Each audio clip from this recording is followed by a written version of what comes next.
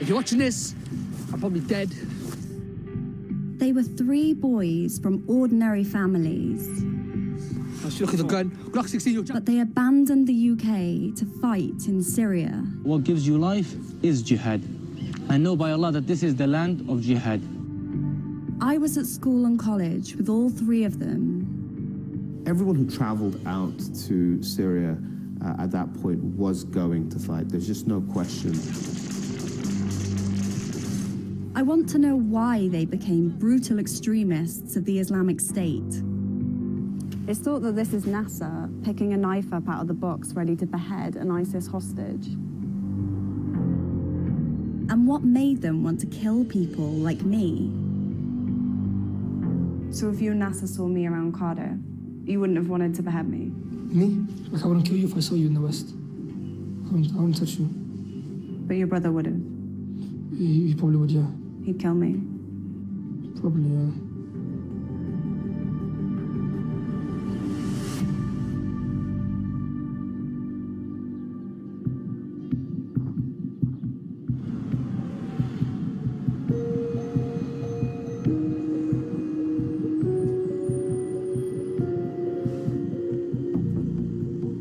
This is Grangetown in Cardiff. It's one of the most racially diverse places in Wales, and it's where I was born. In 2013, 2 boys I'd gone to sixth form college with disappeared. Rayad Khan and Aseal Muthana went to fight for ISIS in Syria. This is where we went to sixth form college. It was the first time that you had responsibility of yourself, so we were missing class when we could and getting away with stuff like that. But also, it was the chance to start thinking about university and thinking about the next step or the next direction of our own lives.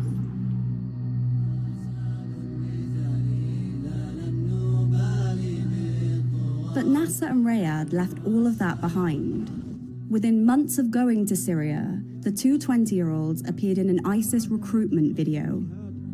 Aseal Muthana boasts about fighting for ISIS. We have participated in battles in Sham, and we will go to Iraq in a few days, and we will fight there, bi'idhnillah, and come back. And we will even go to Jordan and Lebanon with no problems. Rayad Khan urges other British Muslims to join them. You need to ask yourselves what prevents you from coming to the land of Izzah. What prevents you from joining the ranks of the Mujahideen, those that spill their blood? Well, we heard before the video came out, because news travels fast amongst the community, and we were shocked and disgusted that they went. Although we went to the same college, we belonged to different communities. Cardiff is home to more than 20,000 Muslims. Aseal Muthana and his family used to pray at this mosque.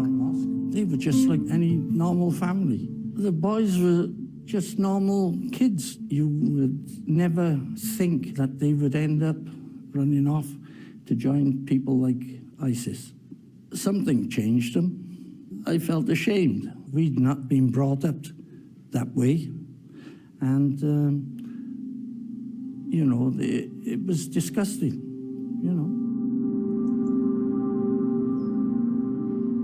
Nasser and Rayad switched to a different mosque before they left, and they were following extremist preachers online. What I'm trying to do is understand what their experience of Cardiff was. Well, I was born in Cardiff as well. I love my country, and why they felt different, you know, who can say?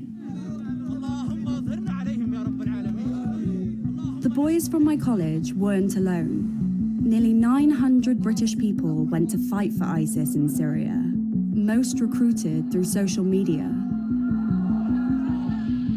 Syria was the most socially mediated conflict in history, and we could see influences within the networks, that these were individuals who could recruit, mobilize, and inspire others to come out and join them. Nasser, we can see, is attempting to make contact with foreign fighters on social media. Aseal Muthana's social media messages have been saved. They show how he tweeted ISIS members to help get across the Syrian border. There's no doubt, to my mind, that when Nasser and Riyadh travel out to Turkey, they are consciously going to join ISIS. And at that point, would they have known that they were going there to fight? Everyone who traveled out to Syria at that point was going to fight. There's just no question.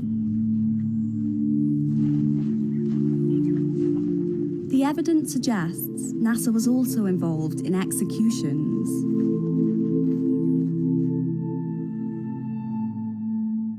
It's thought that this is Nasser picking a knife up out of the box ready to behead an ISIS hostage. The video from 2014 is too graphic to show, but all of these prisoners were beheaded by the men standing behind them. Like, was he thinking of this when we were all walking around college? This is as the hell. If you're watching this, I'm probably dead. Back in Cardiff, Nasser's younger brother was following in his footsteps. Allahu Akbar! Are you stressed? Are you depressed? Then come join us. This is the fake jihadi life. Aseal Muthana was 17. He worked part-time in an ice cream shop with his friend Kaleem. But Aseal changed after his brother joined ISIS. When he came back to work, he was just very disassociated. He just went from a really talkative, jumpy, bouncy guy to quite depressed, quite quiet, and very private. This is the Akh Kaleem. Give salams. Aseal and Kaleem made this video with a pellet gun on the hill behind our local Asda. Look at the gun. Glock 16, yo, jump. It was later used as evidence against Kaleem. Look at man. A gun, akhi. What the heck? What's wrong with you, bro? Jam, none of that. Aseal can be heard talking about an imaginary attack in Syria. We'll pretend it was like an operation. We just blew up like a checkpoint or something. Allahu Akbar. Just two boys being stupid on a hill, just shooting some glass bottles is what it was. Bottle. Yo, Jam, don't shoot, man. Husband, please don't hit him, please. But still, though, man. Well, I mean, looking back, some things he said, I should have picked up on it, I should have questioned it, but I didn't. Perhaps had I questioned him, I might have persuaded him one way or the other. I mean, we'll never know. But I should have, in myself, you know, had the confidence, I suppose, to question him and say, hang about, well, what's all this?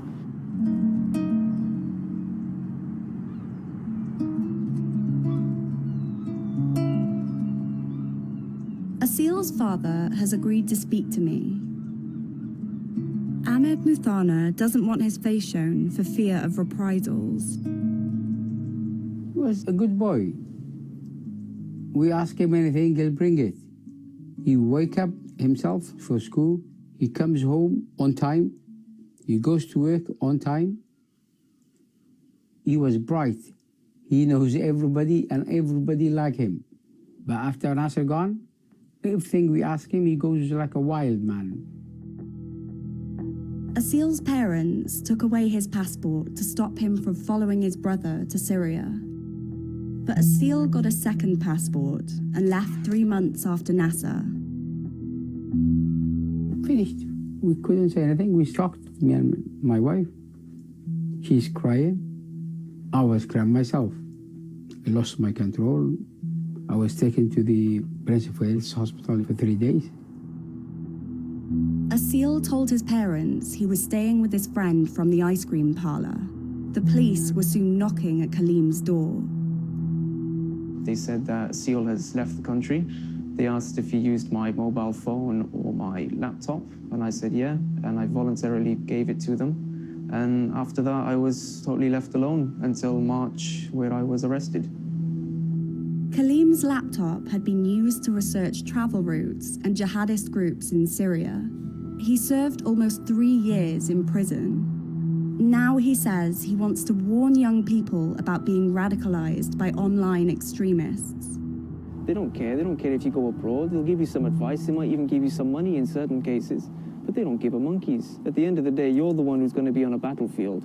You're the one going to be living the safety and security of your own home, your family, your country, going to a place that you don't know anything about, and they don't give up, they don't care what happens.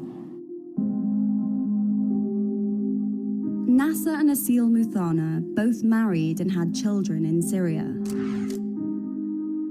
The government says some of the children of British jihadis can return to the UK, but the Muthanas have never met their grandchildren and have no idea where they are.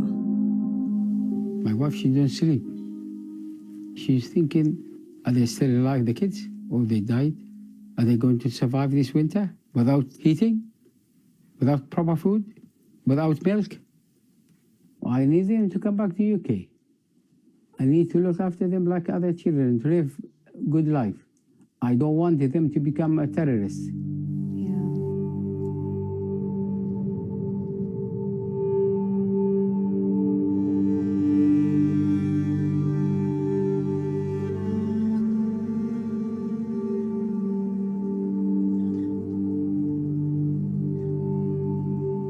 I've come to Syria to try to understand the boys I went to school with, why they swapped their Cardiff lives for the horrors of ISIS.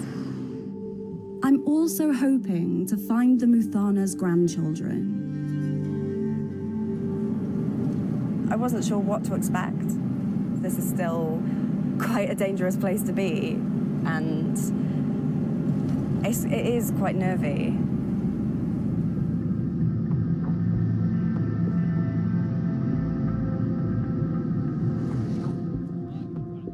This part of northeast Syria is now run by the Kurds.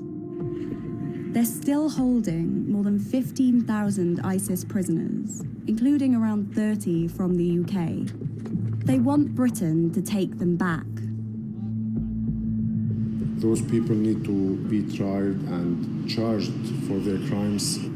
Do you think many of the ISIS prisoners are still a danger to the world?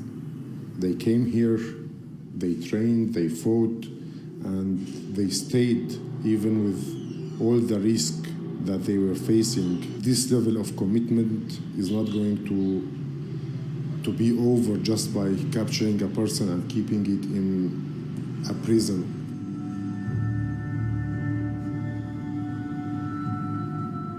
One of the British jihadis being held by the Kurds is Aseal Muthana. Like many prisoners, he claims he only did administrative work, but we have obtained his ISIS registration document. It says he came here to fight. It has all the accurate information, the date that he crossed. It says that Nasser vouched for him, and it lists his family contact details. And here, it says that he was a fighter for jihad. There's also a photo of Aseal Muthana and two friends carrying guns. We know it's him because he's tagged with his ISIS name, Abu Faris. And for the men, at least, who were going out there, all of them were fighting. I think that's clear in the case of someone like Aseal, who may claim that he has not been a fighter, but there is pictorial evidence of him walking through the streets with his friends who are all carrying weapons.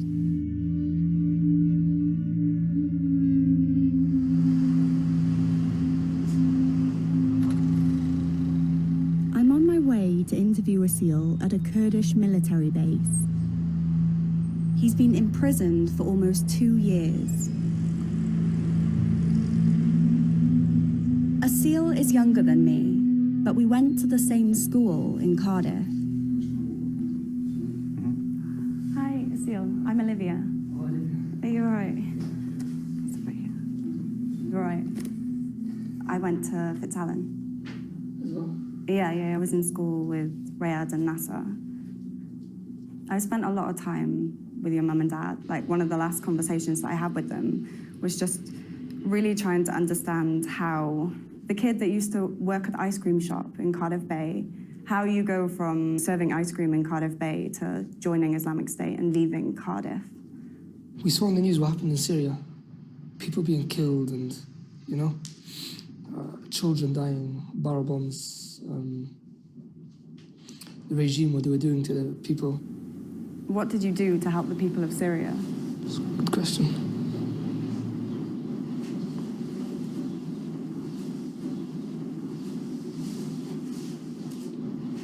It's a good question. No answer. What was your role then?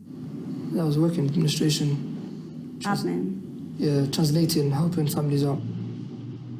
I've seen your registration papers, and like it clearly states you were a fighter. This is when you arrived. I don't know, it's probably forged. How could that be forged if like your home number's on that?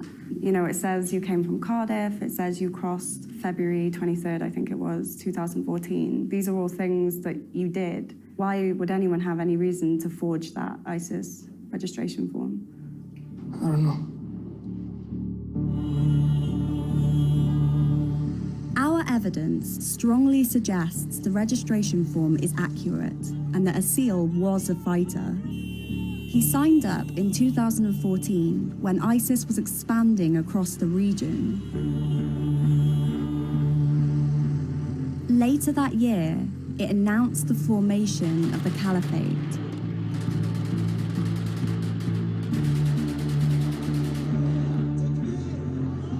When the speech came out, I was in Raqqa.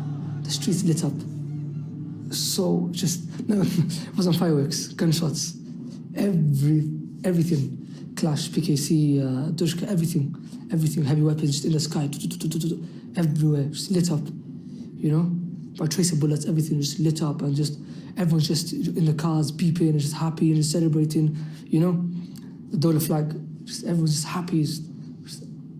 You say it with a smile, and I can't understand how you can say that and know that Islamic State was such a bloodthirsty cause. Islamic State, I'll be honest, Islamic State, yeah. What they stood for was good. But at the same time, I would say individuals, they did a lot of stuff that made the state look bad.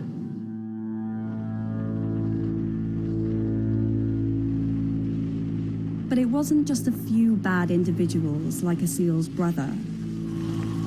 The Islamic State was a brutal and terrifying regime that broadcast its torture and mass executions. Aseal must have known what was going on. We're here with the soldiers of Bashar. You can see them now digging their own graves in the very place where they were stationed. This is the end that they face.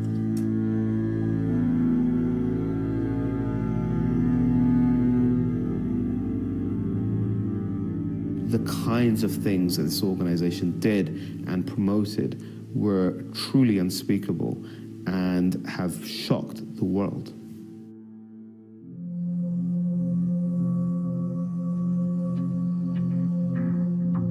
The jihadis from my college soon became high-profile targets.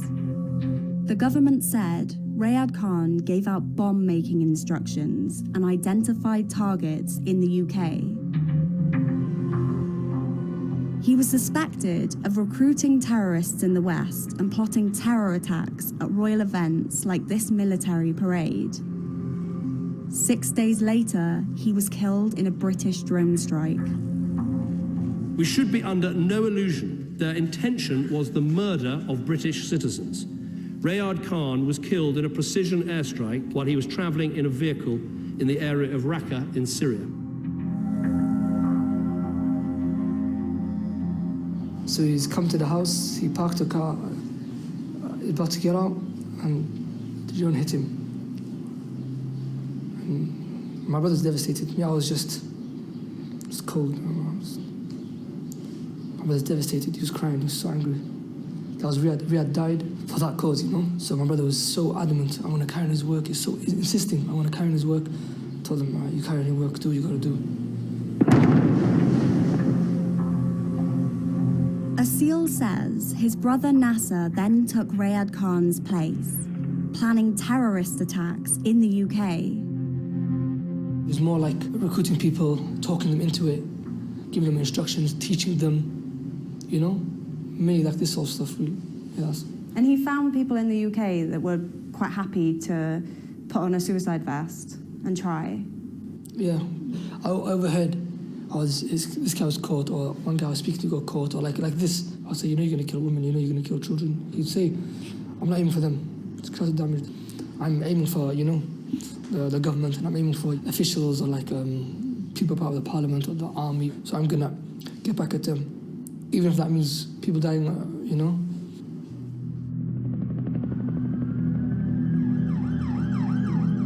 We don't know which UK attacks Aseal Muthana planned, but in 2017, he was also killed in a drone strike. It was very strange, actually. I've never told anyone this. The day he got droned, we were walking together, me and him. We were walking, and we stopped. I remember there's a drone on top of us. I told him, listen, there's a drone on top of us. I think it's following us. He said, I don't care. I said, I don't care. I don't care if I die now. So I'm tired of this. I don't care if I die anymore. I left the store. As soon as I turned the corner, it was nighttime. Just the whole street lit up. Poof.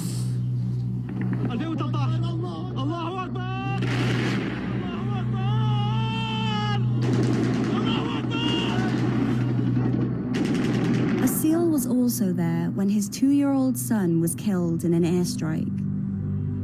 But he still wants his surviving son, 3-year-old Talha, to stay near him. The Muthana's other grandchild is still in Syria too. Nasser's son, Al-Mahira, is now 6. Do you think Nasser would want Al-Mahira to be back in Cardiff? You don't stay under an Islamic State. He wanted his son to stay, be the future of ISIS. Yeah. I think telling your parents that Nasser wouldn't want his grandchild to come home, I honestly think that would break their hearts. I do too. Your dad said you are dangerous. Do you think that? No. Can you see why somebody at home in the UK watching this would think, hey, this is the most dangerous person that we could possibly ever allow to come home? Yeah. I can see that, but the thing is, it's not that I want to go back, like, to UK. I want to be dealt with. But I feel like you don't understand, like, the gravity of what you've done. You didn't help anyone. There are thousands of people wiped out. Like, you're not taking responsibility for what you've done and what you've signed up for. I didn't do it. I know I didn't do it. I didn't kill anyone. I didn't take any slaves, that's for sure. But you didn't kill anyone. How?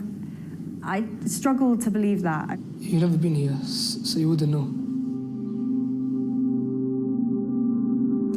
I still want to know what turned kids from my school and college into fanatics, and whether they would have turned that hatred on me. So if you and Nasser saw me around Cardiff, you wouldn't have wanted to behead me? Me? Like, I wouldn't kill you if I saw you in the West. I wouldn't touch you. But your brother would have? He probably would, yeah. He'd kill me? Probably, yeah.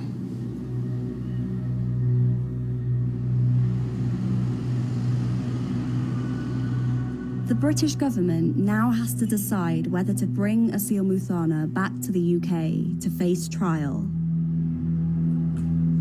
It's just so frustrating. He would barely look me in the eye, and he just didn't have an ounce of remorse for what he'd done. He didn't seem to quite understand the gravity of what he'd done. And he just used his brother as a shield. He said that his brother was planning attacks on the UK and would probably have beheaded me.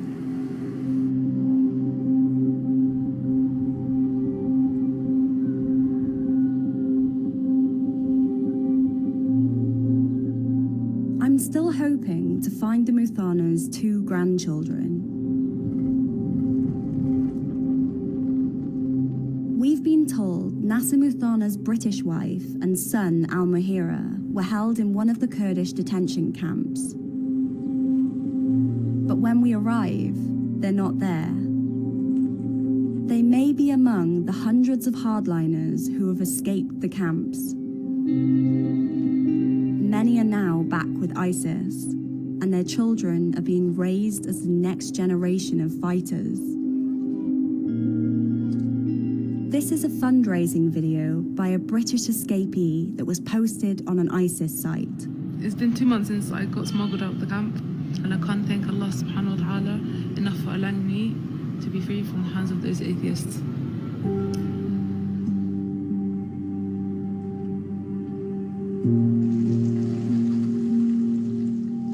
We've been messaging women in the camps about Aseal Muthana's first wife and their son Talha. We've discovered they've definitely escaped. They're now thought to be living in a part of Syria with links to the Islamic State. The mother of Aseal's son knows we're trying to contact her, but won't respond to our messages. The reason it's taken me a year and a half to find these women is because they don't want to be found. These kids are part of hundreds of kids that have been smuggled out of these camps and could continue to be radicalized.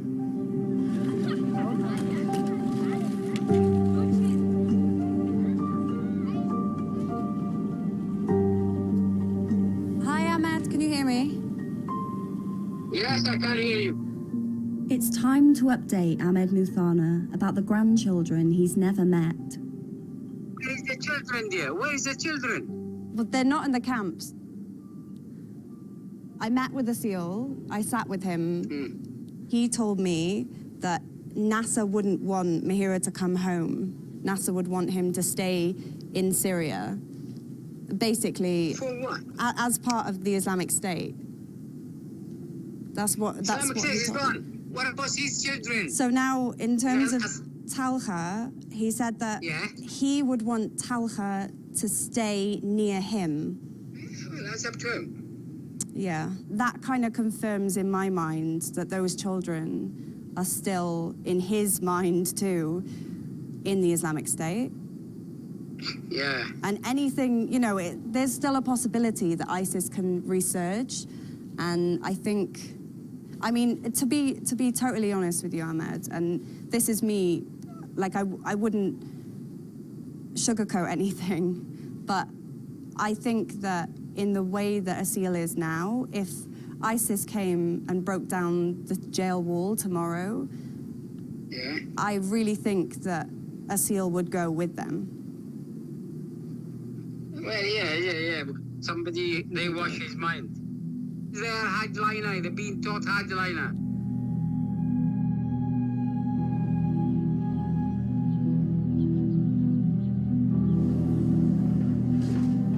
The boys from my school and college gave up ordinary lives to fight for a hateful regime. They declared war on the country they grew up in, and now their children could end up following in their footsteps.